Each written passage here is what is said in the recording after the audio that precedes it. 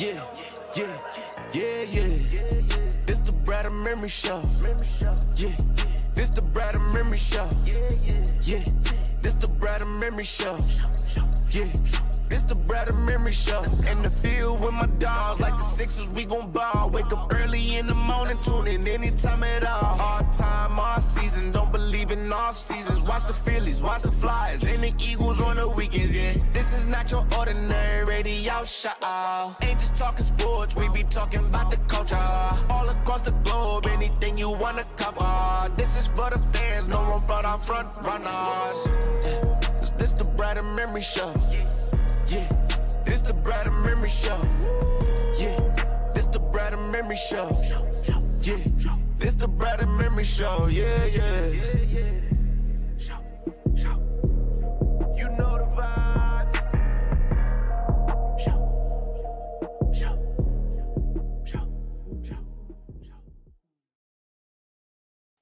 Yes, sir. You know the vibes. Brad Memory Show. Marques Bradham, Justin Emery. Yo. Eagles pull into Arizona, probably, I guess, tomorrow, to battle the Cardinals at 4:25. They're already. I think they're already there. Are they there? I think they are. I think they're there. I know Yeah, Eagles I think fans they left pulled up strong. I think they left last night. Eagles fans pulled up strong. You saw the videos. Our brethren from 4th and John down there. Oh yeah, they were there like this time yesterday. Yeah, yep. A plane ride full of Eagles fans, hooting and hollering. It's gonna be a great weekend down there. Listen.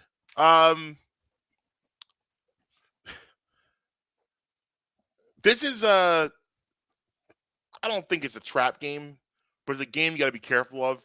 Obviously, the Eagles have never really played well down there, but the Arizona Cardinals, let's be honest, they're not a really good football team. No. They have a lot of holes, more holes than Swiss cheese, and it's really simple philosophy to beating this team.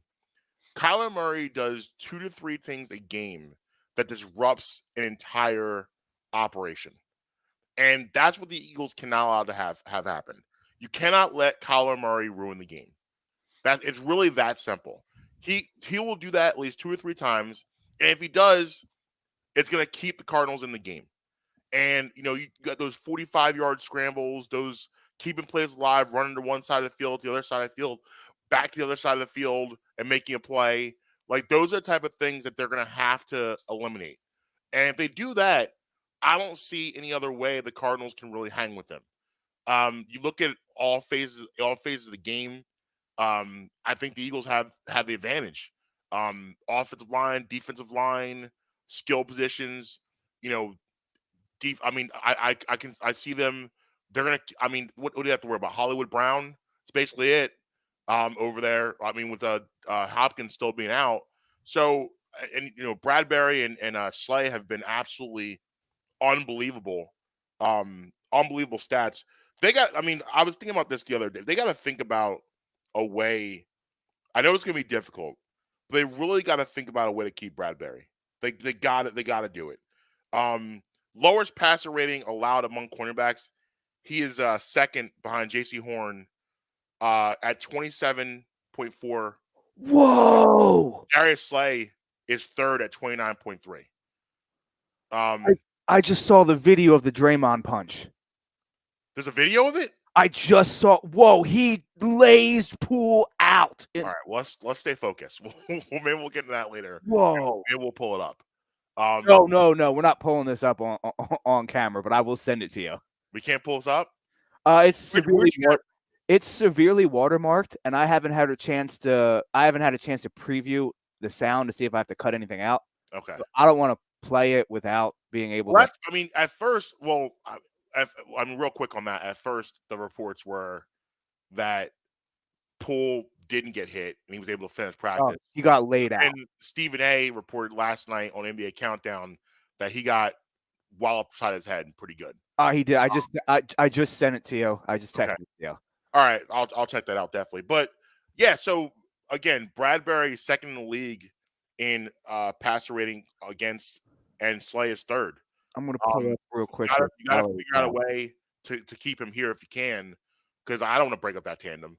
But anyway, I look at it as they just don't have enough money to pay him because if Bradbury plays the way like you want him to play, he's going to warrant a decent sized contract on the free agent market. Figure it out, Howie. What does he always do? You know where he goes? Go to Lane.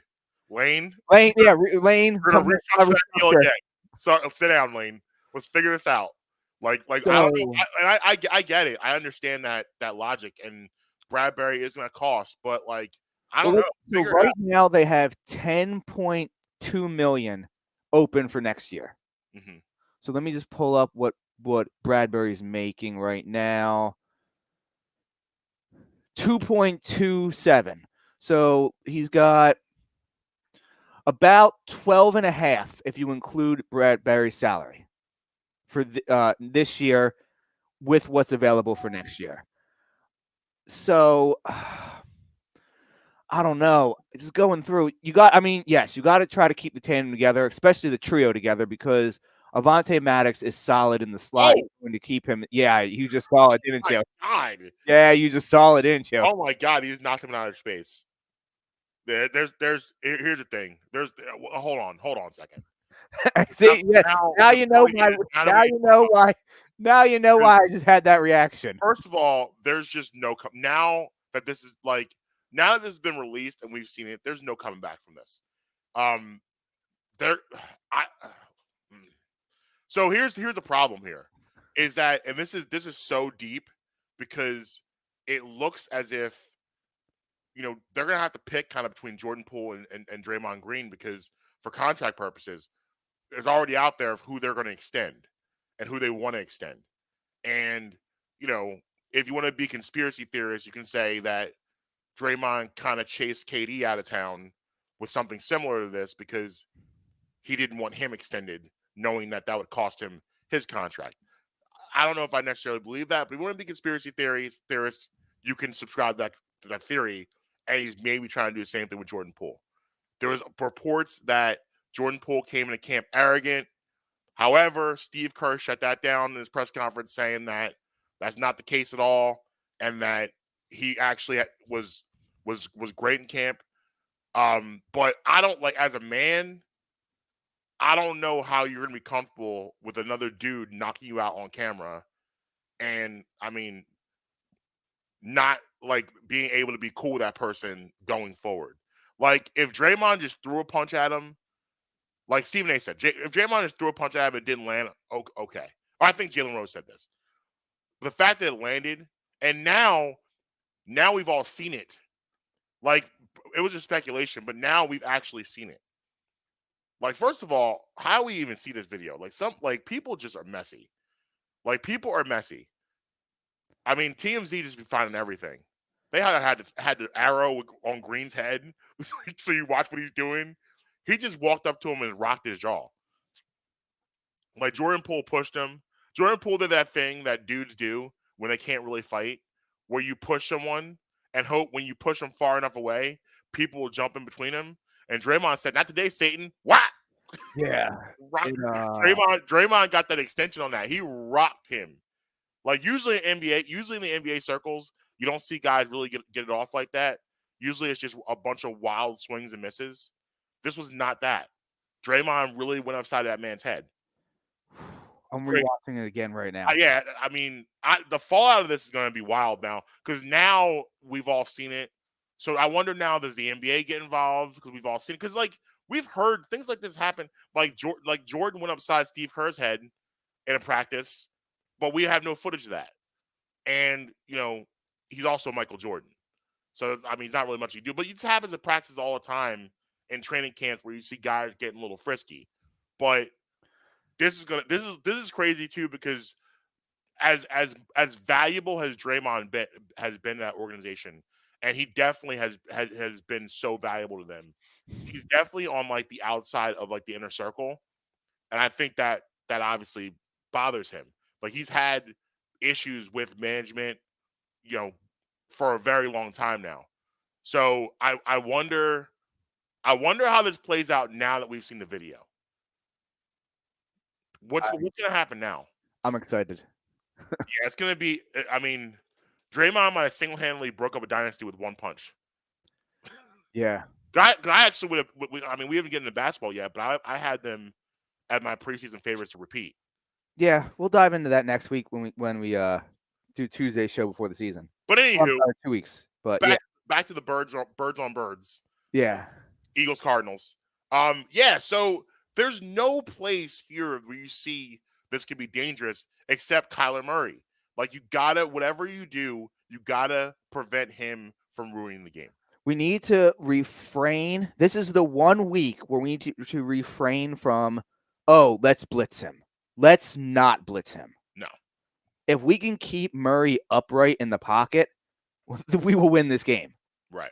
The key is to not let him play backyard, schoolyard, whatever it is, jailbreak football. If you make him do that, you could lose this game. You know what I would do? I would actually pull up tapes from the way Jim Johnson used to play Mike Vick in the early years. It's chronicled how well he defended. What they basically did was he made sure his defensive linemen were disciplined in their approach. No one rushed upfield and rushed behind him and allowed him to step up and be out. Everyone stayed and kept him behind. Could this be a Nakobe Dean game with a spy? Spy Dean? Use his speed? I mean, because let's look at it as Kaiser White and TJ Edwards from an athletic standpoint can't hang on Kyler Murray. Not many people that can. But Nakobe Dean could at least slow him down a little bit from the athletic standpoint. Yeah, I mean, the Eagles have done a really good job of especially now that they've play well. They figure out how to use Hassan Reddick and everything of getting good pass rush. And you can rush guys that are athletic. Again, it's just all about being disciplined in your lanes. You can't rush and let them get in front of you and get behind them so they can step up and then be out. You can't do that. You got to be disciplined in the lanes. Don't give them places to escape. And then you'll be fine. And that's really how you win the game. Is really that simple, because the Cardinals don't have anything else for the Eagles. They don't. They're not going to be able to stop them, that offense, at all. No one else has, and they won't be able to either. Their defense is okay. I mean, let's not get crazy that they turned Baker Mayfield over 3 times. Like, I think you and I could put a squad together and do that. And they haven't been impressive in any other way.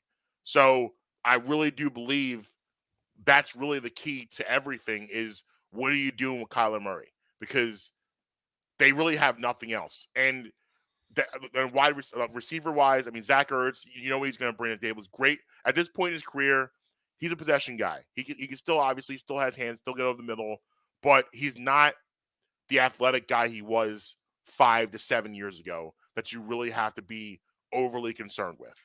So, I mean, that's really it right here. And then again, as we talked about, you win this week, you have an excellent shot of being 6-0 going to the bye, because I don't see a scenario where they're losing to Dallas at home on Sunday Night Football. I don't. Game, or if they win this game, it doesn't matter. They're not losing Sunday Night Football to Dallas at all. It's not happening. I agree. I just pulled up the injury report. Jake Elliott will be a no-go. Yes. Looks like Avonte Maddox and Mailata will also both be no-goes. Which is fine. Precautionary for Mailata. Yeah. He seems in good spirits. He's very happy that he feels like he dodged a bullet, which I think we all are happy we dodged a bullet. But that's fine. We should be okay without him for this week. Slay looks like he's going to be back. Well, not looks like. Slay will be back. Good. And spotted doing individual drills at practice, Andre Dillard. Ooh. Okay. Has not been taken off of IR yet, but was seen doing individual drills at practice. All right. Okay. I gotta be honest with you. As much and excited I am about the Eagles being 4-0, I really have no desire to talk about them today because I am so excited about 207 this afternoon. Oh, well, that makes one of us. Okay. Are you gonna be that guy? I mean, how are you not excited about this? Will I have the game on? Yeah, I'll have a game on. All right, I don't stop talking. I don't want to hear. I'm going to talk about how excited I am. Okay. I am so excited because, listen, man. First of all, I realized something. First, I've been up since 5:30 this morning. Oh, welcome. I woke up. Okay. Yeah, welcome to your world. Yeah, Welcome to the club. yeah. I've been up since 5:30 this morning. Awful sometimes. Yeah, I was this morning. I was juiced. I was jacked because I am excited. When you texted me this morning, I was worried something was wrong. You were just awake. Yeah, I'm excited for the Phillies to be a part of this, to have Red October back.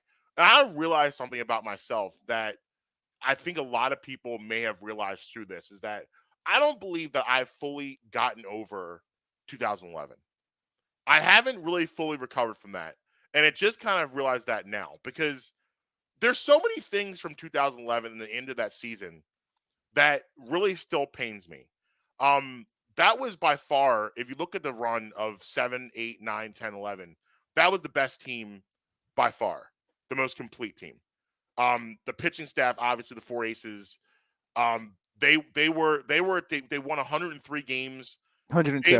102. They were unbelievably talented. And how did we get from that to thinking, okay, we got the windows wide open here? Ryan Howard signs that big deal in the middle of the season. You have him locked up. You're feeling good going into the future, and it all falls apart in that Cardinals series. You win game 1. You're up game 2. You should win game 2. Cliff Lee blows that like a 4-run lead, and then you win game 3. You're up again in game 4. You lose that, and then Chris Carpenter blanks you at home. Utley hits a ball that should have been out. Ibanez hits a ball that should have been out, and Ryan Howard tears his Achilles, which at the time, you know he's hurt. He tears his Achilles, but at that point, did anyone think that would be like the end of his career? No. We had no idea Chase Utley had these insane knee issues that would basically end his career. He played for 7 more years, but he wasn't the same guy after that point. Jimmy Rollins was kind of teetered, but he was never the same guy. Roy Halladay falls off a cliff. It was just weird. It was really, really weird. And like, it's ironic that the Cardinals, that same team that ended this, and then they go on. You look at 2011, it was the sale of the tale of two ships in opposite directions. Because they go on, they make the playoffs in the last 11 years. I think they made the playoffs 8 times, and they got a World Series out of it. And the Phillies just went down in the toilet.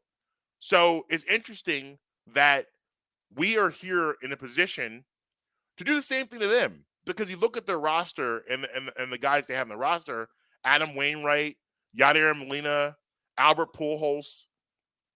Those guys could be sent home as soon as tomorrow night. And wouldn't it be poetic justice to kind of get some closure because of that? Because you look at this series and all the possible opponents the Phillies could have had: the Braves, the Mets, the Cardinals.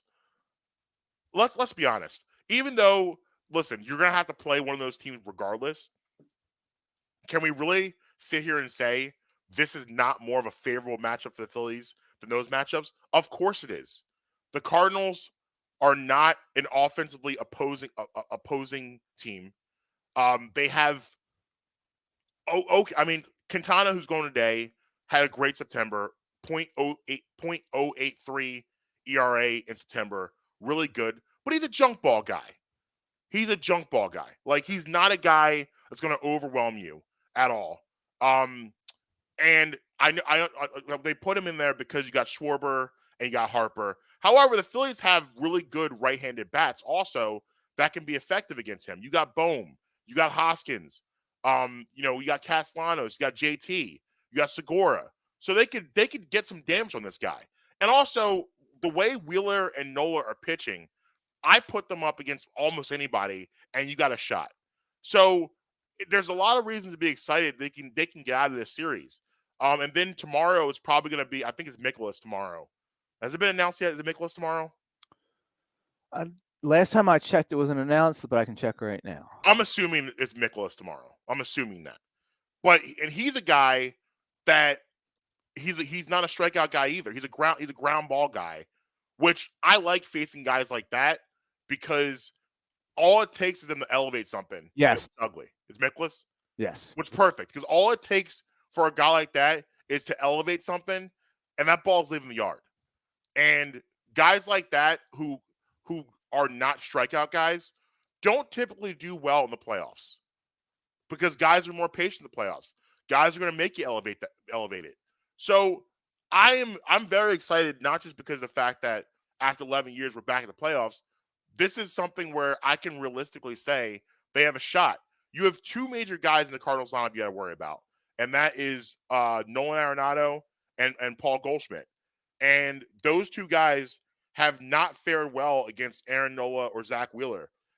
In two games, they've Wheeler had 14 innings against the Cardinals this year and only allowed one run to them in his last 22 innings. Wheeler and Nola with against Goldschmidt, and Arenado, they're combined 16 for 72 this year, which is a 222 average with 0 home runs. So you got to feel good going into this weekend. The Phillies can get out of this and get into a division series. So like I said, I will have the game on. Mm-hmm. It will, there is something about afternoon playoff baseball that I really enjoy. Yeah, ABC. I'll probably have it muted, to be honest with you. Okay. But I'll still have it on. If they can win today, I like their chances to win the series. I don't like their chances if they don't win today, because I don't think they can win games 2 and 3. I think they can win 1 and 3 or 1 and 2. I don't think they can win 2 and 3. Yeah, I would agree with that. But I also do we have the odds for the series? Today on the run line they're a +1.5. No, for the whole series. Do we have them to? Is there a line? They have to be underdogs because that wouldn't be a bad pick. They have like the lowest odds to win the World Series. I think they're like a +2,500.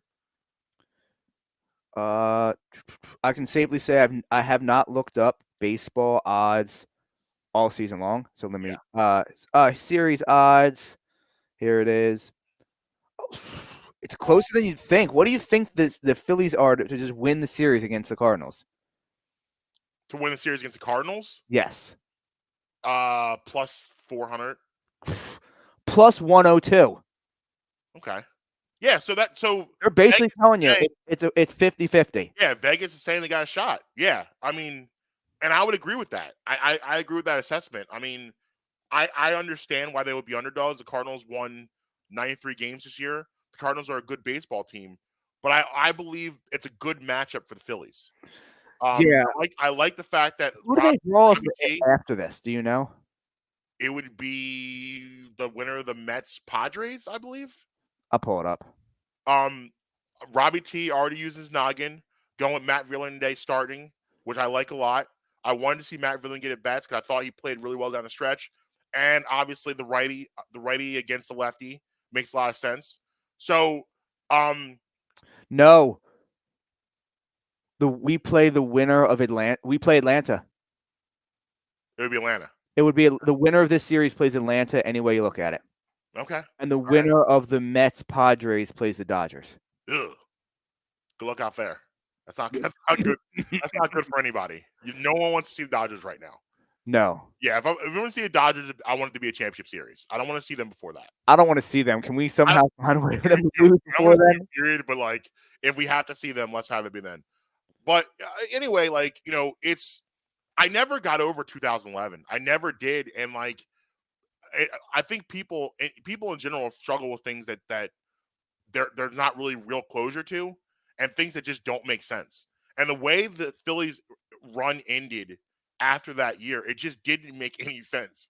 And I can't blame people. Want to blame Ruben Amaro for trying to piece things together and pitch it. I don't, because in his head, he's thinking like the rest of us. Like, there's no way. Did you see Ruben Amaro snapping on Twitter? No. So after Aaron Nola had his great game, I forget what day that was. Monday, Tuesday, whenever that was. Monday. He said, he put out a tweet because obviously, Aaron Nola was his draft pick. Yeah. So he put out a tweet that said, for all of you out there that said that Aaron Nola is not a big game pitcher, please kiss my ass. Whoa. So like 200 people commented on this, and he just starts firing back at people. He was just letting it rip. Letting it go. Rue might have had a couple cocktails. I was going to say I somewhat questioned his sobriety a little bit during it. Yeah, he might have had a couple cocktails. But like somebody was like, real professional Rube, and he comments back, I'm not the GM anymore. I don't give a damn. All right, fair enough. Yeah, I can't blame him for wanting to extend that, because who could have foreseen that everyone would just it's just the wildest thing. Everyone got old all at once. Like, you look through the history of sports, how often does everyone fall off the cliff all at one time? Very rarely, if ever. All at one time. Like, Rollins wasn't the same. Utley wasn't the same. Howard wasn't the same. Now, wasn't the same. Part of that is that they were all basically the same age. Yeah, but they were not. But they weren't ancient. They were in their early 30s. No. They were in their early 30s. They were like 31, 32 years old. It is to be expected that they would have at least 4 more years left of quality baseball. Well, they did, except for Howard. But like Rollins played a few more years. Utley played a few more years. Yeah, but not great. And Utley. Well, we've already looked at Utley's numbers before. We know that he didn't have a great. Utley, yeah, he finally had that All-Star. I think it was like 2015. His last half with the Phillies, I believe. He had a really good start to the year and ended up making the All-Star team. I think it was 2015. Somewhere in that 2014, 2015. I think he was out of here All-Star break 2015. I think so. But he had a really good start. He made the All-Star team, but he was never the same guy. Rollins, yes, he kept playing and was able to play, but he wasn't the Jimmy Rollins of the run. Like, Chooch wasn't the Chooch of the run. I think Chooch had a good 12, but I think after that it got weird for him too. It's just weird. And if you look at the moment, it's the Cardinals. I'll never forget. I was at Parks Casino at the Chicken and Pete's watching that Game 5, and I have never been more miserable after that, because I didn't think it was over, but in my head I was like, we just won 102 games and we're going home. Yep. How is this possible? How did this happen? Not only that, you were shut out. Yeah. At home. Mm-hmm. By a guy, but I mean, Chris Carpenter's a good pitcher, and he pitched a brilliant game that day against Phillies, where he said, "Listen, I'm not going to give you a fastball when you think I'm going to give you a fastball. I don't care if you get up 2-0. No, you're getting soft stuff. That's how we're going to do this." And like, that didn't work out well for the Phillies that day. But we have a chance starting today, to right that wrong. And I am not listen, as I said before, just getting the playoffs, I will be satisfied with the results after that. But I know we were playing the Cardinals. If I had known we were playing the Cardinals, I would have changed that assessment. So are you moving the goalposts? I'm moving the goalposts, because now I know we're playing the Cardinals. We gotta beat the Cardinals. I need vengeance. I need to put 2011 behind me, like most of Delaware Valley. We got to forget about that and move on. And I don't think we can do that if the Cardinals knock us out of the playoffs this weekend. So let's get them. Let's get it. Get me a little bit more excited. Got to get excited, man. I'm so excited. I'm geeked, bro. Geeked. Red October is back. If they win today, you'll have a different reaction out of me. Well, we'll know the outcome. We'll know the outcome, yeah, by Tuesday. But they'll be playing. I mean, they actually, we'll be getting ready for the NLDS. I think Tuesday is game 1 of the NLDS, I believe. I think they'll get a day off. Monday. And I think you're back on Tuesday. So we'll be sitting here wrapping up the Cardinals, talking NLDS against the Braves, against the Bravos, with a home game. Come on, get back to the bank, please. Come on. I need to see the snow globe. This is a long road trip. If we get back to this is an extended trip. If we get back to it's been like almost a month since they've been home. It's been a while. It's been a long time. Yeah. If we see a snow globe visual, with the bunting in the background says bank, I will openly weep. I will drop my knees and openly weep in my living room. That's how excited I will be. But to critique the series even further, you know, you could talk Kyle Schwarber, Bryce Harper, JT, all those guys. But to me, the most important Philly is Rhys Hoskins. The numbers the Phillies have when Rhys Hoskins hits a home run are off the charts. Absolutely off the charts. Rhys Hoskins is the key to everything. I think since like 2019, the Phillies are something like 35 games over 500 when Rhys Hoskins is a home run. It's insane. And when he doesn't, they're under 500. It sets up nice for him today, too. We got a junk ball lefty. Reese needs to tee one up today. I need Reese to say hello to the left field porch. I feel.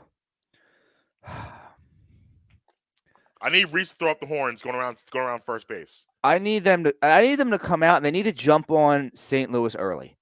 Yeah, and this is where I agree with you completely, and this is where it's nice to be on the road because you get up first. So you those butts will automatically, especially in baseball, because it's just different because the scoring is at a premium, especially in the playoffs. You get up early, you go up in the first inning 1-0, and Zach Wheeler's coming out there. It's and you're already not an offense that scores a lot of runs anyway. It's right away. Right away, it's an Yeah, they need to jump on them early. I'd like to see going into the third inning a 2-0 lead. That would be ideally. Because I feel like this team plays much better most teams do, but this team in particular plays much better in the lead than from behind. Keep Zach Wheeler's pitch count low. Mm-hmm. Let him go as far into this game as he possibly can. Yeah, because you worry, like, what's been happening with him is that velocity's been dipping after, like, the fifth inning with too many pitches. He's going from a 98, 99 to a 95, 96. And, listen, he's going to be jacked today. He's going to keep you jacked up. So I expect to see some hundos up there in the early innings. But because of that, definitely keep that pitch count down. But, again, the Cardinals are not an offense you need to be overly concerned with. There's two guys you got to worry about. Everyone else is mid. It's really that simple. But they're not an offense, and their ballpark is cavernous. So it's not something. It's a lot of small ball stuff they're going to try to do. Dinks and dunks. So and Zach Wheeler, as dominant as he can be, he's a really tough guy to get like 3 to 4 hits off in a row on. And that's what you're going to have to do to beat him because, unless you're getting a long ball, which the Cardinals are not a prolific long ball team besides Goldschmidt and Arenado. And, Pujols can obviously get a hold of one too, but Pujols at this age, you're not catching up to a Zach Wheeler fastball, bro. No. Not at this point in time. Sorry, Albie. Not happening. Got a little over 3 hours till start of the game. Yeah, what's the first game? Is the first game Mariners? I have no idea. Are they starting off? I know the first game's at 12 on an ESPN, and then game 2 Tampa Bay Cleveland on ESPN, and then Phil's at 2:07 on ABC. Mm-hmm. Look at us getting the ABC game. I wonder who's called. I wonder is Joe Buck involved in any of this? Now he's an ESPN guy. That's an interesting question. The playoffs weren't on ESPN before this year, right? They weren't doing playoff games. I don't remember them being on. It was like TBS and TNT and TBS and Fox. So why would you fight to get playoff games of baseball and not use Joe Buck? I'd be very surprised. Let me see. I'll pull it up. We got to get Buck in one of these games. Let's see. I need me some Joe Buck baseball. ESPN has exclusive rights for just the wild card series. Okay. No Buck? Let's see what channel. No. No. Well, oh well. Wow. We do not have wow. Yeah, we're looking at Michael K and Alex Rodriguez. For ABC game? Yep. We get A-Rod? Ugh. Yep. That's not what I was looking forward to here. Well, it looks like but on WIP we got Scott Fransky in LA. So Is LA doing it? LA said he's doing it for the playoff games. Love it. Love the LA playoffs. I love when LA gets excited but tries to be quiet while he's excited. I love when he gets mad. Yeah. Cuz like he has like the most blunt way to tell people that they're not playing good. Yeah. Yeah. They'll be like, Scott will be like, "Well, what do you think about that play?" And I'll be like, "Well, I think he needs to go back and learn the fundamentals."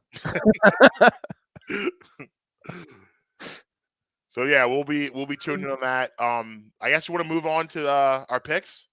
Let's stay here just for right now, since we just talked baseball for a while. Now I know we just do it at the end of the show, but top 5 is based off of what we just talked about. Okay. Let's stay here and knock it out real quick. Oh, let's watch Jordan Poole get punched in the face again. That's the video of the day. Bro, his head got rocked. Literally, like, it wasn't like he tried to dodge it. He got hit and his entire head went back. Like, that was wow. Yeah. Is there audio? What was being said here, or no audio? Just a video? I haven't previewed the audio yet, so I don't know. I didn't want it to inadvertently. There's no audio. No, there's no audio. All right now, there's no audio. It's just video. See, he was So see what happened. He was hoping with that shove right there that people got in the middle. Now I don't know who this ball feller is right here, but he did a poor job. Because when you shoved him back, that's where you're supposed to get in the middle to break it up. That's what Jordan Poole wanted. He didn't want to look like a punk, but he didn't want to fight Draymond Green either. So like he pushed him back, and that ball feller should have gotten in the middle and be like, all right, guys. He just stood to the side, so Draymond still had a clear shot at his face. So it went all wrong. I also don't think anybody expected Draymond just to throw. The other ball fellow was oblivious. He was just standing there running his drills. Had no idea what was happening behind him. No clue. Oh, man. Yeah, he got rocked. But so Marcus, today's top 5 in the honor of what's happening today at 2:07 is the top 5 Phillies postseason performances. Ooh, okay. Individual game performances. All right. In my lifetime. Okay, good. I like this. Now, in fairness, even if it didn't include my lifetime, there's not a whole lot of moments in Phillies postseason. No. But still, we're talking my lifetime, so 89 to now. Okay. Okay? All right. Number 5. He would have been a great designated hitter this year. Used as a pinch hitter that year in those days. Yeah. Matt Stairs going deep into the night. Ripped one into the night. Matt Stairs in what a game that was. NLDS game 5, I believe it was. Yes. They lost game 4. They lost game 4. Yeah, I believe they lost game 3. One game. That was game 4. That was game 4. It was game 4, 08 NLDS. Off Jonathan Brogdon. Yeah. Broxton. There you go. Broxton. Yeah. 100-mile-an-hour fastball heater. Yep. Stairs. And then the next year, Brogdon was so scared of him. Just really pitched around him. Yeah. I saw that rally where Rollins got him. Yeah. No pitcher was happier to get out of the NL than him. Yes. Broxton hates the Phillies. He became a free agent, went right to Kansas City. Yep. I'm out. Can't do this anymore. Okay. So this is a little bit of a maybe a surprise. Okay. Because it clinched a title. But I'm going Brad Lidge ending game 5 in 08 with the strikeouts. Mm-hmm. Now, really, he was perfect that whole season. Yes. Like he had a great season. But that game 5 performance, when he was warming up in the bullpen, getting ready to come in, you knew you were about to celebrate a parade. Yes. You knew what was going to happen. Started when you saw Lidge warming up. Yes. You knew what was going to happen. Yes. Right. Number 3, Painful. Very painful. A complete game 1-0 loss in the 2011 Game 5 NLDS. Yeah. Roy Halladay losing to the Cardinals, pitching a complete game 1-0 loss after giving up the run in the first inning. Yeah. It was ridiculous for the rest of the game. Absolutely spectacular. The ace of aces. That is the number one of number ones. Yep. And then fell off a cliff. Yeah. Like that's a mystery too of what happened to him. What happened? Not good. Number 2, Game 5 of the 93 World Series. Curt Schilling coming back with vengeance. Complete game shutout, scattering 5 hits across 9 innings. I will still have nightmares about that 15-14 game. That was everyone points to the Joe Carter, but that was the game. The 15-14 game. They were up 14-8. How do you lose that game? You're up 14-8. Oh. And then number 1. Making a second appearance on this list, telling his first appearance, hold my beer. Making his first appearance ever in the postseason, coming to his new team. Yeah. And saying, hold on, let me just quickly throw a full game no-hitter. Yeah. Roy Halladay, 2010 NLDS again. Mm-hmm. Game 1, complete game, shutout, no-hitter. How about that play from Chooch too to end the game? That was a play. Chooch he may have been the glue that held the team together. Yeah. Chooch was clutch. And that is the top 5 Phillies postseason performances since 1989. I like it. Honorable mention, Cliff Lee, Game 1 of the 09 World Series. I had that in there. I also had an honorable mention to, I think it was Game 4. Game 2, the Brett Myers at bat against CC Sabathia. Yeah, the walk. Yep. Like I said, I think that was Game 2. It was Game 2. Was it Game 2? Okay, Yep. yeah. Also an afternoon game. Hamels dominated Game 1, mm-hmm. and then came back Game 2 with CC Sabathia, who had been unbelievable that season. Yeah, Brett Myers battles. Crowd gets into it. CC gets rattled. Gives up a cookie to Shane. Series is over. A salami, man. Yep. Salamis all around. Yep. Salamis for everybody. Thinking Snow globe activated. All this baseball talk makes me think I might have to be pounding a cheesesteak during this game today.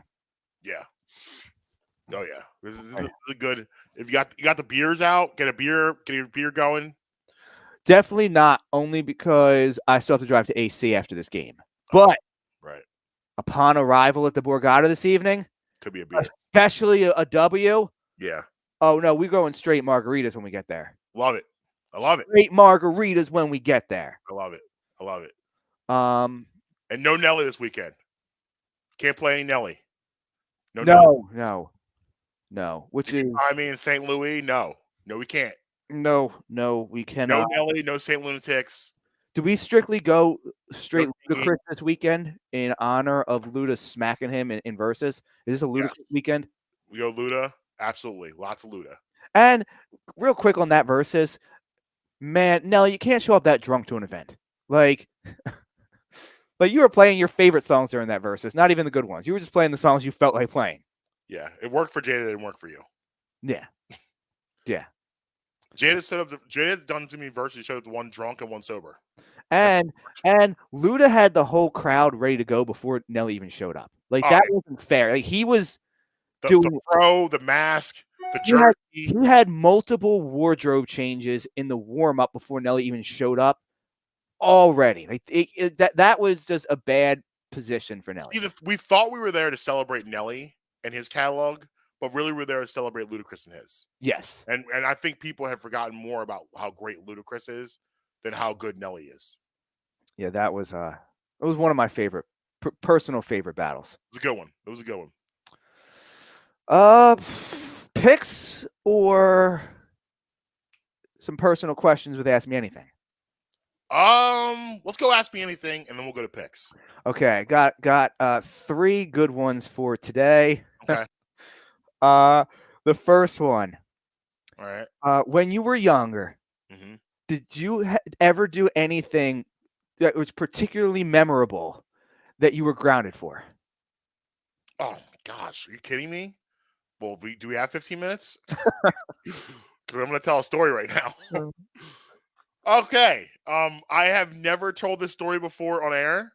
And it's a doozy, so here we go. Kids, if you're watching, you might want to turn this off because it's not appropriate for you. Adults, very appropriate for you. Here we go. So, listen, I was a kid that grew up in a extremely religious household. My mom is a devout Christian. I remember, you're saying that. Yeah. Church was a big deal in our household. It was an all-day affair. You were at church from 8:00 in the morning on Sunday to like 6:00 at night on Sunday. That's what it was. My mom did not believe in cable television because she did not want me watching any scantily clad programming. Although for me, I was a huge sports kid. See, that's why we're here, because we talk sports. I was a huge sports kid. So I was innocent, and I'm in 8th grade. I'm 13 years old. All I wanted was to watch the NBA on TNT. I just wanted to watch more sports. Back at that time, too, the Sixers, Flyers, even a little bit of the Phillies, but mostly Sixers, Flyers, you couldn't watch your home games if you didn't have cable. So I wanted to see some home games. So these are all reasons I brought my mom. That's still when it was Spectrum. Yeah, that was Prism. That's what I meant. Yeah, Prism. Yeah, we're still in the Prism days. So I went to my mom one day. I said, "Listen, I just want to watch sports." And she said, "If you bring home a good report card next semester, I will get you cable." Buckle down, get it going. Right, got my report card. Bring it home, flash it. We're getting cable television. We're outside. I'm so excited. Get to watch teams, whatever like that. So one night, I'm at home. It's late at night. Mind my business. And I see the pay-per-view channel. Oh. And it says adult movies. Now listen, I'm a pretty innocent kid. So I'm thinking, oh, adult movie? Oh, it's like a rated R movie. No, it was not, my friend. It was not a rated R movie. It was rated X for extra. Breast. So I ordered this movie, and well, now I'm like, well, this is way better than a rated R movie. This is pretty awesome. I don't know what this is, but this is amazing. So, real quick question. Yeah. So you bought this? Yes. Okay. So I buy this movie. Did you know you bought it when you clicked on it, or no? I didn't know what it meant. I thought that when you get a cable package, everything's included. You didn't realize that you were purchasing it. I had no idea I was actually buying something extra. I thought it was part of the package. I didn't know the system. I'm gonna find out soon. So I buy this movie, and it was awesome. So then it's like, my mom didn't get home from school until I was already home. My mom got home before my mom got home. So I was home first. So let me order more movies. So I'm ordering movies, and this is going on for like a month. So I'm at basketball practice. Come home. It's like 7:00. I hear my mom just like screaming in the kitchen, ranting about something. And she calls my name. So I come out the kitchen. She's like, "Why is our cable bill $1,500?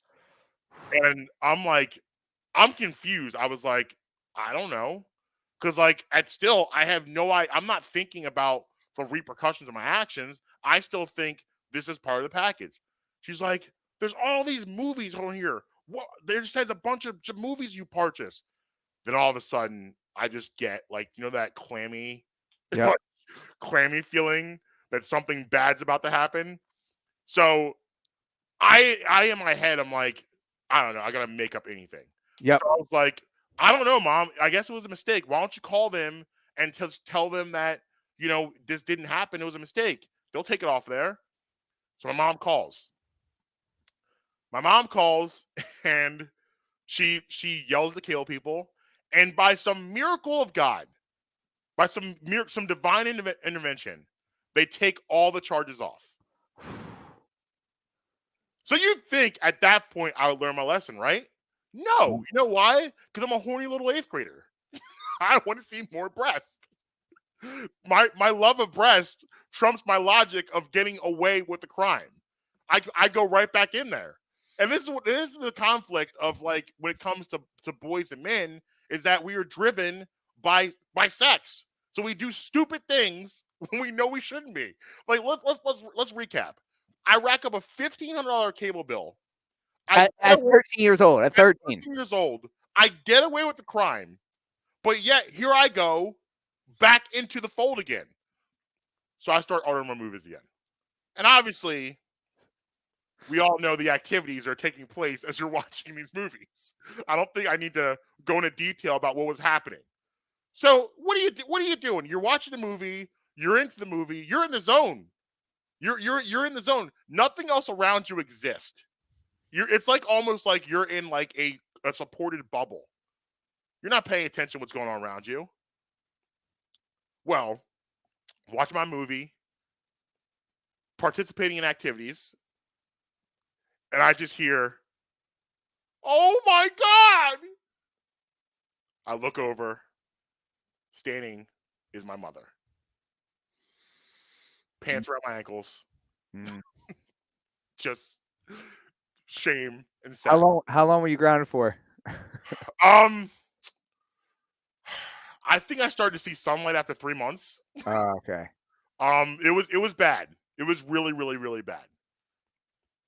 And embarrassing. I had to do some counseling with the pastor. It was the whole thing. So that is one of many times I was grounded for doing something ridiculous. I hope that answered your questions at home. That's a particularly good one. Yeah, it's bad. I was too old to be grounded at this point in time, but I got the silent treatment from my mom for a whole month. Oh man. So worse. So this was summer between high school and college, like after I had just graduated high school. Yeah. So I'm like, you're not gonna. I'm going into college. What are you gonna ground me in? In 2 months, I'm about to about to be out of here. Right. So, I had a friend of mine from high school who grew up super religious family. Okay. Super religious family. Big religious talk on the program today. Like to the point that we're in high school, and he has to be home at 9:00, like while we're in high school on a Friday night. Like, okay, that kind of super strict religious. But like him and all of his siblings, they still did whatever they wanted to do. They just would have to be clever about how to go about it. Of course. Well, so there was a whole lot of, I'm sleeping over blah, blah, blah's house. And that's not happening. Now, the difference for me is that he only lived a block away from me. So his parents could easily just like show up at my house if he said that. So it was never, I'm staying at Justin's house, because it was too easy for his parents to verify that. Right. So like I said, we're going into college. Yeah. So we're out one night at a party, and Notorious obviously can go without saying, but prior to this, never even would have fathomed consuming alcohol underage. Right. So we're at this party, and me and a couple of our other friends, he's there with us. We're like, all right, he's participating. Yeah. Wrecked. Mangled. Like, we almost took more pride in letting him get mangled than all of us being drunk. Yeah, it's exciting when the friend doesn't usually drink drinks. Yeah. So, like, we're talking full-blown schwasted. Yeah. So we take him home, drop him off, whatever. Now it's late enough that his parents are asleep, so he goes home. We're assuming, all right, this is a wrap. Boom. The next day, we get all of us that were there, all of our parents get a call from his parents. He is so hung over that they considered taking him to the hospital. Now, my mom wasn't even mad that I was out at a party drinking underage. Yeah. She was mad that it was with him. Yeah. She didn't talk, honestly, for like a month. Like, I would walk into a room, she would get up and walk out. Like, we would sit down at dinner, and like, if I sat down at the table to have dinner, she would take her plate, get up, and walk into the other room. For like a good month. Like, Marcus, a solid month it was like that. Were they friends? The parents and your parents? I mean, friendly, because like it was, you know, their kids are friends. Yeah. But like, my parents knew that his parents were crazy. You know what I mean? Yeah. Like, it was well known that within the group, like his parents were crazy. So that's I mean, listen, you gotta live a little bit, man. Kids gotta live a little bit. Well, the thing is like, you know, now that we're all, you know, adults here, I've been to his place. Man has like a whole beer fridge in his house now. So times have changed. Yeah, you can't deprive. They're gonna find it. But so that's that one. Here we have another one. Well, in honor of the Phillies having the hangover loss this week, do you have a particular hangover story? A hangover. Make no mistake, that was a hangover loss. Oh my gosh, it was hilarious. I watched the first 2 innings. I was dying. Ranger gave up like absolute bombs. Like, it was like it was almost unfair for them to even play that game, because you knew what they were doing the night before. Like I was watching, because like the celebration went on. It was like 1 a.m. when I finally stopped watching, and they were still going strong. Like, all their lives were crazy. And someone, I forget who it was, but someone put out Phillies hungover lineup. It was like a thread, and it showed all of their lives from the night before in order of the position and when they played. So that was obviously going to happen. Hangover story. No, I mean, I'll be honest, I don't really get hungover often, because I always eat before I go to bed. So like, I make that a habit. So I don't really get. Well, I do. Yeah, actually, I do have one. But I feel like maybe I haven't told the story before. New Year's Eve 2005. So it's one of those New Year's Eve, and literally, I had no idea what I was doing. No idea what was going to happen. And I'm sitting there eating my lunch. I'm like, let me call my buddy Matt up, see what he's doing. Called me up. I call him up. I'm like, what are you doing tonight? He's like, yo, did you hear this girl from our class? So there used to be this bar. I don't know if it's still there in Villanova, Brownies. Do you remember Brownies? All right. Well, it's in the Villanova. It was a Villanova bar in that area, right on like the strip of, I think it's like Route 30 or whatever, so over there by Villanova. Yeah. So That's right. It was a 2-floor bar, and the first floor there was usually a band, and the second floor was just like a bar with a balcony, and you could dance, whatever like that. Well, this girl rented out that entire second floor, and if you got on a list, you drank for free and hung out and was able to, like, you know, watch the band and not be bothering anyone else. So he gets me on the list and another one of my buddies. I was seeing this girl on Manayunk, but she had to work to like, I think she was working to like 12:30. She was a bartender, and she did modeling for Abercrombie and Fitch. But she was bartending that night, so she had to work. So I was going to meet her in Manayunk. The plan was to meet her in Manayunk at like 12:30. So I had this Montero Sport SUV, which is like my favorite car of all time. It was like a forest green, tinted windows. I had a system.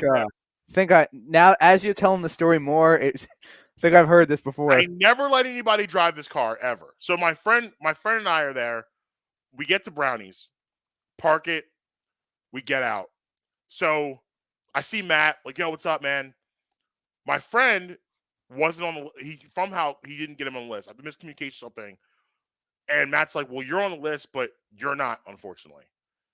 So I look at him and I'm like, what do you want to do? He's like, well, I have friends in Manayunk. Let me take your car to Manayunk. I'll meet them there. I'll come back and get you. I'm like, yeah, I don't know about that one. but like, okay, but I'm in like party mode. I don't want to go back to Manayunk now because I'm not gonna have anything to do for a couple hours. And this is literally free top shelf liquor, and I'm 24 years old. So Still. I'm like, all right, fine. Take the car, go. I'll see you back at 12:30. So this is at this point, it's like 9:30, 10. At this point in my life, I'm 24 years old. I'm a young pup. I'm not experienced in the open bar situation. Oh. I am literally the kid in the candy store. I'm doing all the shots. I'm doing all the drinks. Like when it comes to a long haul like that, it's the marathon. It's not the sprint. Mm-hmm. I was sprinting. I was trying to win the race instead of survive the race. Marathons, you just want to survive the race. I was trying to win the race. So I'm feeling great. So I'm drinking consistently for about 3.5, 4 hours. This is actually the first time I met my friend Matt's future wife, who, by the way, is, I think I've said this before, she's actually good friends with a future guest on the show at one point, Jillian Mealy. So she's at their wedding. So anyway, this is the first time I'm meeting her. We're just ripping shots. We're doing drinks. We're doing it all. Everything's fine, okay? It's probably like 11:30 at this point, 11:45. It was one of those things where sometimes everything just hits you all at once. Oh, yeah. And I went from literally nice buzz to I can't see. I remember I was dancing with a girl, and all of a sudden, I go to the balcony, and everything starts just spinning and rotating, and I'm like, I gotta go home. Not fun anymore. Like, I want to go home. So I go to the bathroom, and I'm like, maybe if I go in here, splash some water, maybe I'll sober up. I go to the bathroom, another friend comes in, and I turn to him, and he was like, it was like you didn't know who I was. And he was like, are you okay? As he says that, I fall like a tree and just go bam and hit the ground, land on my face. I'm now bleeding at this point. I'm full blood, okay? These fools decide to put me on a stool. Now, why in the world would you take a drunk man and put him on a stool is beyond me. Sitting on this stool, they put the trash can next to me. I go to throw up. I fall again. I'm bleeding. I throw up on me now. It's a mess. So Matt, being a good friend, they're like, we gotta get him home. They put me in a cab. They ride with me all the way home to my poor mother, who opens the door and like literally they're holding me up like this. Blood is everywhere on my face. My lip is busted. I still have the scar on my forehead from this night. Busted up. They throw me in on the couch and they're like, we gotta go. Because they're uncomfortable, obviously. They know my mom is not gonna be happy with this. So the next day, I have no idea. The next day I wake up, I literally my mouth is swollen, bloody. I have a gash in my forehead. I have no idea how all of this happened. I have to locate my car. And who has to drive me down to Manayunk to get my car? My mom. Do you want to talk about, did someone order awkward with a side of uncomfortable? That ride down was so uncomfortable. It was no talking. It was just me sitting there just like this. It happened. This happened. So yeah, that was terrible. And I had a pounding headache from the fall and the booze. Yeah, it was bad. Yeah, so I get hungover pretty easily. So I try not to let myself get to that point because I hate who likes being hungover, but I really hate it. So I tried my best to avoid that as much as I humanly can. Any particular? So The most recent one is last year. I did one of Lombardi's shows so hungover that I don't even know what was going on during it. Wow. I did his whole I show. remember this. I think I slightly remember this. Like, I could barely even like stand up. Good function. Couldn't find, and we did his whole show. And I remember just being like, Worse is when you have to work.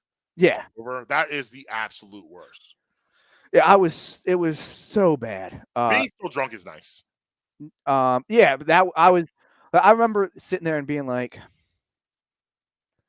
it would look really bad if I don't show up. Especially because I'm upstairs. Like, I'm upstairs in my hotel room. I'm just hungover. I remember one time I got drunk at a Christmas party at a school I was teaching at, and the next day I came in, I was still like pretty buzzed. But you know how it happens where you're buzzed and it goes away and you get hungover. So like I had a behavior specialist working in my classroom. I sent her next door to the 7-Eleven to get me a Hot Pocket and a Gatorade. And like I'm sitting there at 10 o'clock in the morning, pounding a Gatorade and eating this Hot Pocket. And one of my students looking at me, I looked at her and said, I know you have no idea why I'm eating a Hot Pocket and drinking Gatorade at 10 o'clock in the morning, but I know in 15 years you're going to look back at this moment and go, oh, okay, I get it. Had to happen. Yeah, right. Yeah, it is not something that's fun. And then last one. Okay. Last one. Here it is. If you could choose only one championship team, okay, what team would you want to have been in the locker room to celebrate their title with? Well, first I gotta think of the most fun teams in a locker room to celebrate with. Probably that the World Series Phillies of 08. Because now they did not specify Philadelphia. Okay, then the Showtime Lakers. Because that's a party. We got Irvin Matty Johnson before HIV. We got Dr. Jerry Buss. Come on, man. That's it right there for me. It's definitely an NBA one, I think. Yeah. I definitely think it would have to be NBA. Has to be. Though honorable mention to the 17 Eagles. Yeah, that'd be fun.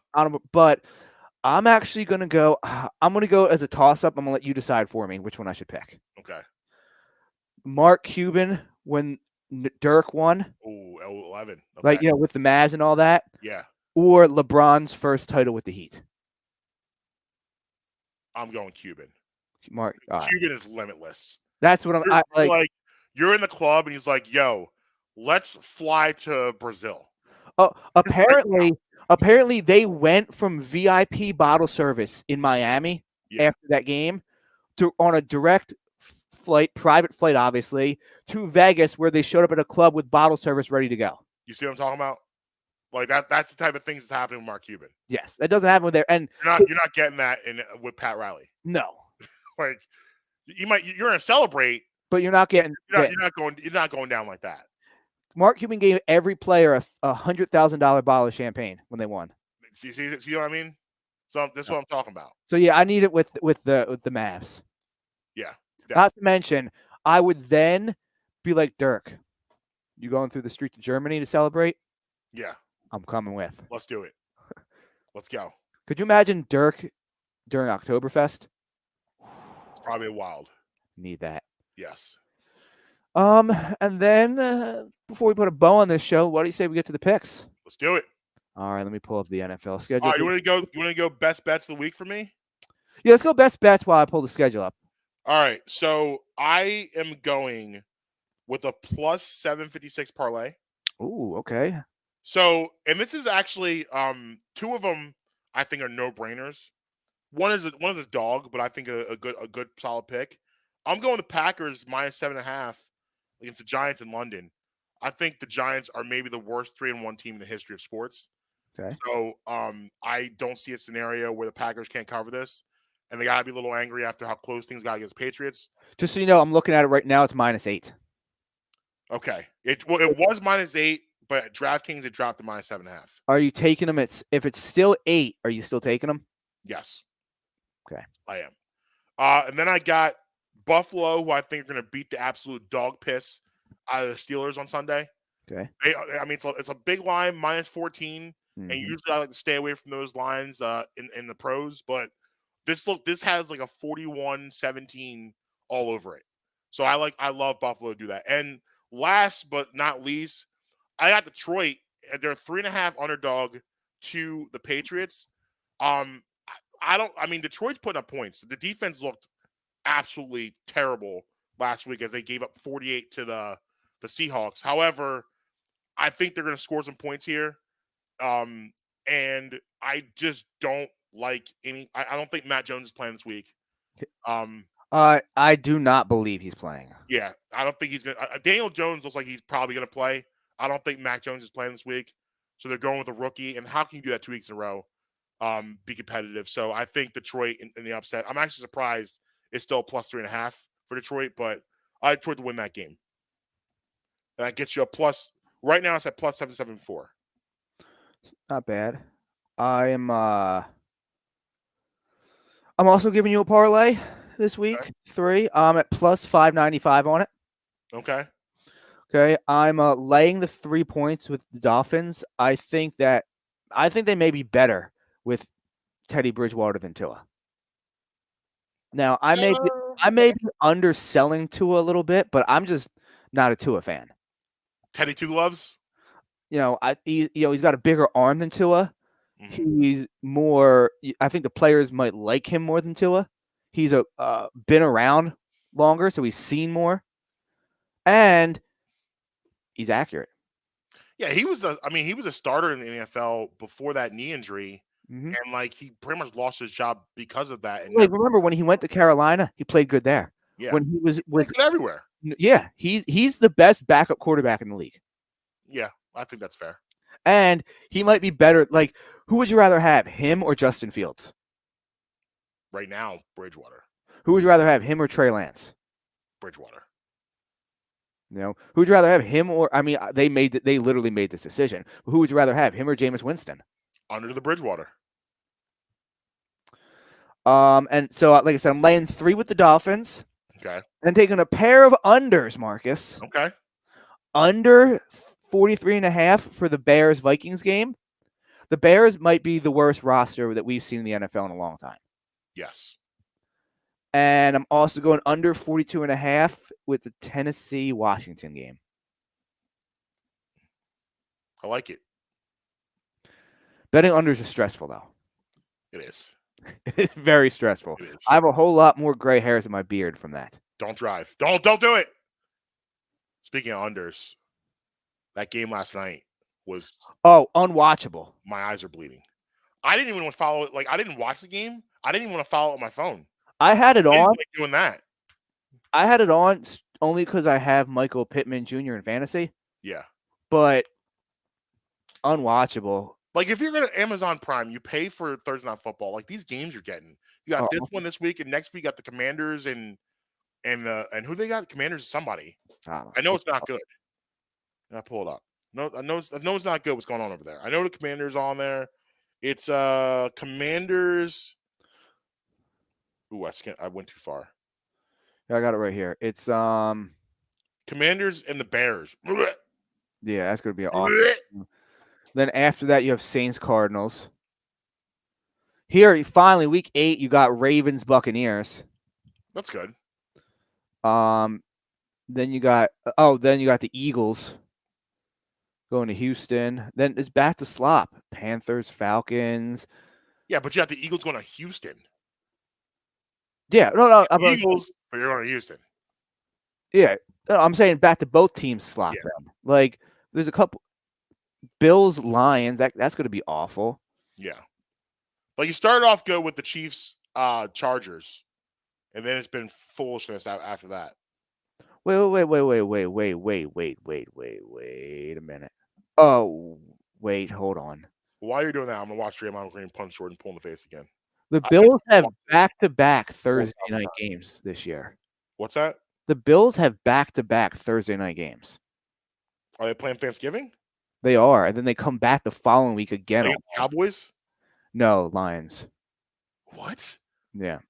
Bills at Lions on Awkward. Thanksgiving, and then they turn around the following week and go Bills at Patriots on Thursday. Yeah, the Thursday night matchups all season are awful. He was minding his business over here too. Like he's kind of just walking. Like he might have been talking a little bit, but like apparently he called him a triple single, which is hilarious. Oh my God! Do you see his legs? Oh yeah, spaghetti legs. I know. I didn't see the legs. Oh yeah, he dropped them. Oh yeah, this is not gonna. Somebody's got to go here. He went spaghetti legs, full noodle leg. He all slumped against the wall, and then people rushing to save him. This is bad for everybody. As soon as I saw Draymond walking over the slow bop, I would have jumped in there and be like, "No, Draymond, we can't have you knocking out Jordan Poole. It's gonna be okay." Do things you talk about on this podcast? Oh, I don't know. I'm not gonna listen, but I'll let somebody else listen and tell me if they did. I wonder if he's gonna talk about it on his podcast. He talked about everything else. Yeah. I mean, he apologized, but like, I don't see how you come back from this. Yeah. Ready to run the board? Yep. All right. Giants, Packers. Packers. The same. Steelers, Bills. Bills. Well, let me write this down so I can continue to.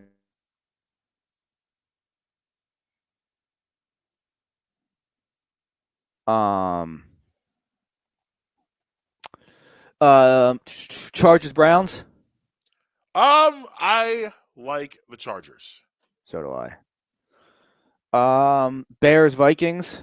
Vikes. Same. Lions, Patriots. Lions. If Mac Jones is playing, I like the Patriots. I don't think he is, so therefore I'm taking the Lions. Seahawks, Saints. I'm going with the Hawks. As am I. I think I don't like the Saints a little bit. Me neither. And I love that we have their draft pick. Yes. Dolphins, Jets. I like the Jets. Really? I think Zachy Boy does it again. Falcons, Buccaneers. Bucks. Yeah. Yeah, that Cole Beasley news is hilarious. When you sent that to me, I just started laughing. Cole said, "Not today, Satan." Nope. I'm gonna go love my family now. Mm-hmm. I don't need these problems. I'm gonna go back to being a hillbilly rapper. You're right. I don't need this. Nope. I don't need to be catching 3rd and 3s from Tom Brady. I'm going back to my family. Mm-hmm. Tennessee, Washington. This is a weird one. I'm gonna go Washington at home. I think they're a plus 1.5. I think it's a better bet at home. They're due for a win. And Tennessee's not that good. No, they're not that good, but neither is Washington. I agree. But I like Washington at home. All right, fair enough. I'm taking Tennessee. All right. Tulip Bowl game of the week. Okay. Jags, Titans. Jags, Titans. I'm sorry, Jags, Texans. I actually feel everyone's gonna be all jagged up.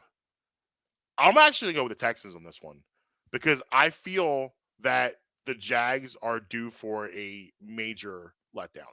Yeah, it happened last week. I'm taking Jacksonville. I think they're going to win. Houston has shown me they're not even an NFL franchise at this point in time right now. So I'm just uninterested in even touching Houston in any manner right now. Okay. 49ers, Panthers. Niners. But I would be careful of this if you're a betting person. There's no way I'm betting this, but because it's a 4:05 game, I also like the Niners. If it was 1 o'clock, I may take the Panthers. But the best thing for the 49ers was that Jimmy G's back under center. Correct. Cowboys, Rams. Think Cooper Rush wins 4 in a row? No. Rams. Yeah. The Rams are due. And they just got to figure out a way to open up their offense a little bit. Like it can't just be like Cooper Kupp. Yes, he's the best wide receiver in football, but you can't throw the ball to him 4,003 times a game. You just can't. And they're making themselves way too one-dimensional doing that. They got to figure out a way to get Allen Robinson involved. I don't think Allen Robinson's cooked like everyone else does. Allen Robinson's never been. He has never been a guy that caused this huge separation. He's always been like a 50-50 ball guy. So you got to just throw it up to him and see what happens. Like that's how you have, he's like Alshon Jeffrey. Alshon Jeffrey's never been he was never a huge separation guy, but he was a guy that can make contested catches. So that's what needs to happen. But I still like the Rams. I can't see the Cowboys winning 4 in a row with Cooper Rush, as you stated. Eagles, Cardinals. Eagles. Eagles are a better team. It's a very simple formula to stop this team, as we mentioned up top. You got to just let Kyler Murray not ruin the game for you. Mm-hmm. And it's really, really that simple. And if they do that, I can't see a scenario where they are able to hang with the Eagles. Sunday night game. Bengals, Ravens. This is interesting. A very, very interesting game. Because, are the Ravens really going to lose another game at home? But I think the answer to that question is yes. Because that defense is really bad. It's not a Ravens-like defense. And as good as Lamar Jackson can play, you got to get stops. And I think the Bengals are, they're figuring it out a little bit. And I don't see how they're going to stop that offense. So I got the Bengals. I'm going Ravens because eventually they gotta get right at home, and I think this is the get right at home game for them. Okay. Primetime game. But again, stay away from this if you're a bettor. Yes. Don't pick this game. Monday night, AFC West Division at Arrowhead with the Raiders. Are you going to take them again, Marcus? I was right last week. Raiders at Chiefs. I mean, this is another must win for them. I don't think they're going to do it, but it's a must. I mean, it's another must win. I mean, if they can win this game, they can get back in the conversation of the playoffs. I just don't know how you're going to go into Arrowhead on a Monday night and beat that team. I got the Chiefs. Yeah, I'm right there with the Chiefs. So we have 3 discrepancies this week. Okay. You have Jets, I have Dolphins, I have Jags, you have Houston, I have Tennessee, you have Washington. Other than that, and we both, for the record, just to keep the record accurate and official, we both had the Broncos yesterday for the loss. Mm-hmm. So, yep. Real quick before we get out of here, I need to get your opinion on a buffet violation. Okay. That occurred to me over the weekend. All right. Now, I don't know if it was, but the more that I think about it, the more I think that it occurred. And then a certain Hall of Fame vote is coming up in a couple weeks. I want to get your vote on that too. Okay. So first with the violation. So you're at the buffet. You're in the buffet line. You got your plate. You're in line. Moving throughout, next person to the next person to fill up your food. Mm-hmm. Now, have you ever been to the buffet at the Borgata? Yes. Okay, so you know how they have the plate stations in between each row. Mm-hmm. So I'm waiting. I have my plate already to get in there. Yeah. There's a plate station to my right. How much is it now, by the way? Is it still 25 or do they go up? 32. 32? That's fair. I haven't been there in about 10 years, so that makes sense. Yeah. All right, that's fine. Dinner is probably a little bit more expensive. Yeah. That was that was the lunch. But I've noticed that the lunch and the dinner menu are the same. So why not go on lunch? Yeah. The only difference is the desserts. There's way more desserts at dinner, and I don't even eat desserts while I'm there. So, okay. So I stop and I let this. I see somebody wanting to come and get a plate. So I'm like, okay. I stop. I let them reach across me to get a plate. They then take the plate and directly get in front of me in line then. Now, did I give them an open invite to get in front of me because I allowed them to take a plate? I thought I was just being courteous and said, hey, get a plate because you need one. Did that automatically open them to get in front of me in line then? No, they're taking advantage. And obviously they watched that video of the Golden Corral in Ben Salem when someone did that, and it was a whole melee. Yeah. You can't do that. Like cutting is not, cutting is just poor character wherever you do it, but especially in the buffet line. Like people are hungry. They're waiting there. They got their plate. You're just being nice. Here, grab a plate. So how'd you approach the situation? What'd you do? Did you give him a tap on the shoulder? Excuse me. No, I was just like, gentleman or lady? it was a very Karen looking like woman. Oh yeah, see, yeah, that's tough. I wouldn't have said anything either, probably. I was just like, I don't make bones having conversation with women. no, it was like she looked like just Google Karen, and that's like what was basically what it looked like. Yeah, that's bad by her. Yeah, it also was maybe like my second or third plate, so it wasn't like I still had the ravenous hunger. Like if it was plate one, she, and my bets also lost, and it was still plate one. Yeah, she might have been told exactly what I think about her. Yeah, it's wrong regardless. Like you can't do that. So I didn't know. Did by letting her get the plate, does that also mean I let her in front of me in line? I didn't think so. No, not at all. People like that though. People will take advantage of it if you let them. Yes. There's a lot of bad people out there. Secondly, we got a Hall of Fame vote coming up in a couple weeks, Marcus. You know what this is for? I bet you don't. I don't. The Toy Hall of Fame. Okay. Okay, yes, the Toy Hall of Fame. Let me real quick read to you. First ballots? Yes. Okay. Well, no, there are no such thing as first ballots. There's only ballots. Okay. Okay. You need to wait 10 years to get up again if you do not get in. Wow. On the toy. Yeah. They don't play games here. Okay. Let me read you. It's interesting. Toys don't play games, but all right. Yeah. Let me read you the nominees for this week. Okay. Or for this year. Okay. Bingo. Briar Horses. Hold on a second. Bingo's not a toy, it's a game. Well, it's a board game. Like anything that I guess you would find in the Bingo's out. Bingo's not a toy. Bingo's a game. Oh, well, listen, there's a whole lot of board games that are already inducted, so you might just need to look past that. Okay. Basically, the way that I view this is if you can buy it at Toys R Us, it's on here. Okay. Okay. KB Toys, you can buy it there. What's that? KB Toy Store, legendary. Willow Grove Mall. Donald Kitty City. Yeah. Turn upside down. Yeah, any of that. Any of those. Anything that you would buy at those kind of places. Nowadays, think Hobby Lobby. Anything that would fall in those places, I think would qualify for this list. Okay. Now, I don't know. Like I said, I didn't make this list. This is from their nominees. So, Bingo. Briar Horses, which I'm not familiar with. Catan. I'm also not familiar with that. I know Catan. And Briar Horses, aren't there those huge wooden horses that people used to play with back in like the 70s? I think that's what it is. I guess. Yeah.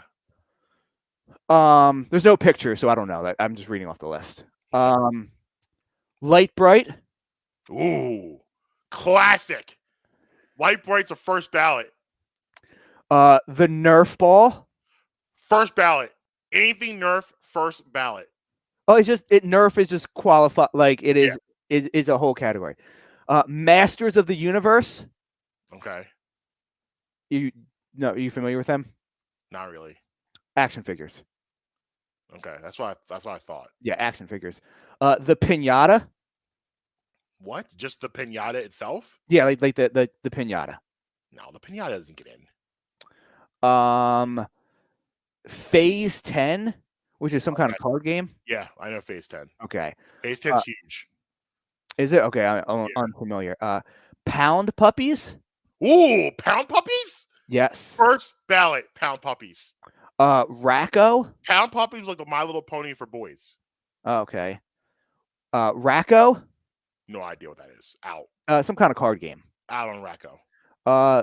It says the classic Rack'em and Score card game is like their tag. Out. Spirograph.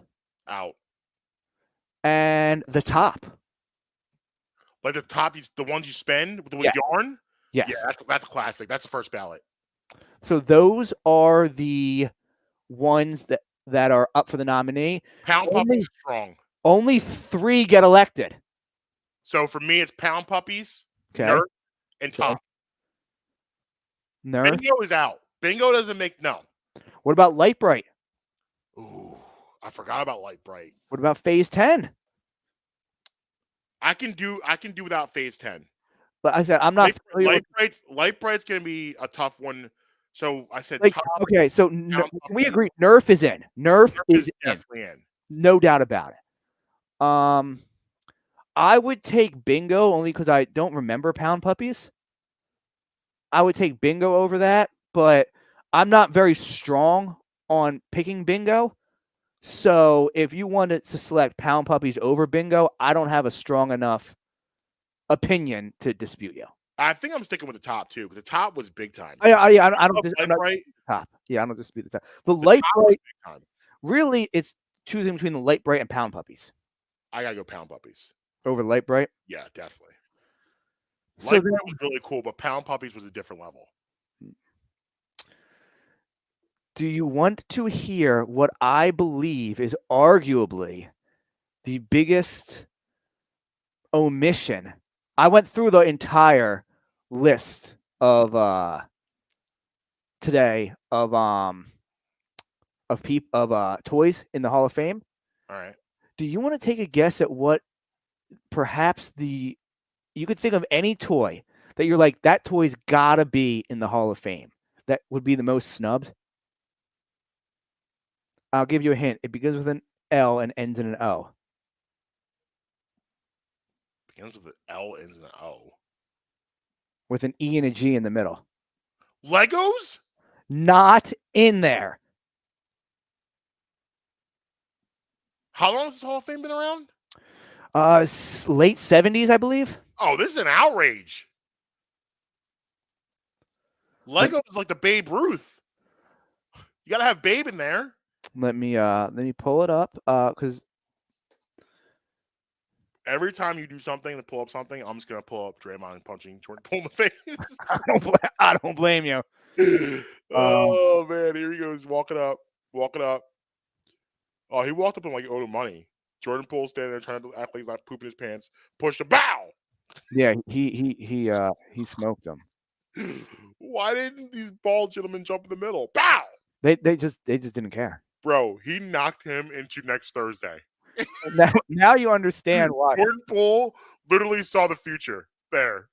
He knocked him into next Thursday. Oh my god. So, there's only 77 toys that have been inducted. So I don't lose it. I'm gonna watch this forever. Oh, I mean, I sent it to you. You're good. You can just pull up. Oh, right. Yeah, you did. Yeah, oh, you're right. Yeah, you'll never lose it. You're a good man. I tried. Yeah, the Legos are not in. Arguably my biggest snub, I think. They've never been nominated? They've been nominated, they just haven't been voted in. That's I don't understand that at all. Legos, first of all, when was Legos invented? When did they come out? 50s, 60s? The 40s, I think. 40s? And okay, so if we're gonna say the 40s, they have 49. They have since that point successfully affected every generation. The next time that they come up for a vote is 2024. We got to be in the forefront here. Can we email someone on this? Well, yeah, the National Museum of Play runs this. Should we send them an email? From Brad Memory Show? I mean, you want me to? We need to email them. Okay. We got to do it. Lego's got to be in. They've affected every generation since 49. Like, who doesn't know what Legos are and who's never played with Lego? Who's never stepped on a Lego and wanted to kill everyone within 100 miles? Right. My office is where I do the show here is / the guest room. And if I move this nice promo behind us, backdrop, Legos. Yeah. You're gonna see them there. This is 2022. We got Legos percolating. Come on, we gotta write an email. This is a protest type thing. I'm on it. Like the protest. I'm on it. We gotta do it. I want to hear what they write back. This is insane. Oh, I also was wrong. There's only 54 toys in. Okay. Well, Legos should be 50. 77 have been nominated, which shows you that once you've been nominated, you'll pretty much get in. You just have to wait your time. But I feel like Lego has definitely waited there. Somebody has the Brian Withhorse picture I, where we talk about the Jazz, and who leaked this to TMZ? I saw that. Yeah. I know why, because someone's trying to destroy his organization. That's why, and make Jordan Poole look like a fool. Do you want to hear the 3 things that got inducted last year before we get out of here? Yeah, I do. American Girl dolls. They already got in? Now, Yep. they have. Now, listen, I know how big the American Girl doll franchise is. I Yeah. have a daughter, so I get it. However, they can't be in before Legos. No. Risk. Great game. Can't be in before Legos. And then I don't understand this. Sand. Like kinetic sand? What? Like you like kinetic sand, that sand that's like you it's in like a container and you like shake it around or whatever. That sand. No. It can't just be like sand from the beach. No, it is. That's what it is. Sand. Like beach sand? Sand may be the most universal toy in the world. From a geologist's perspective, sand is a dry, gritty material consisted of small, loose pieces of rock, soil, minerals, and gemstones. But children recognize sand as a creative vehicle for play suitable for pouring, scooping, sieving, raking, and measuring. Wet sand is even better, ready to construct, shape, and sculpt. Historians have every reason to believe that the earliest people played in sand. This whole thing is an outrage. So what's next? Water? Because people play in the pool? What are we doing here? Earth? Cement. Why? Because we played hopscotch on cement. Get out of here. Legos should be in. We're writing an email. I'm you watched Aladdin, right? Disney's Aladdin? Oh, I mean, Or are you a little too old for that? yeah, I mean, I didn't. I watched it, but I don't remember. Okay. I don't remember anything from it. I remember there was this one scene where the genie is being absolutely insane, Mm-hmm. and he's like, "Sand, it's everywhere. Get used to it."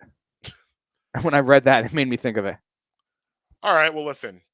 You got Red October and What's that on the? You got anything on the schedule besides No. Cardinals hate all weekend long? It's gonna be just me and baseball all weekend. I'm so well. Don't forget, we're also playing the football Cardinals. We got to hate the Cardinals all weekend long. all Cardinal hate. I like it. I like it. At Marques, be tweeting everywhere. At Justin Emery Show on the Bluebird app. Brad and Memory Pod everywhere. BradMishow.com for the merch. Check out our friends at Vans Jewelers, 332 York Road, the heart of Hatboro. If you get engaged, go see them. That's what I did. Until next time, you'll be with us, you'll be against us, but you're never going to stop us. Go Phils. Go Eagles. Beat the Cardinals.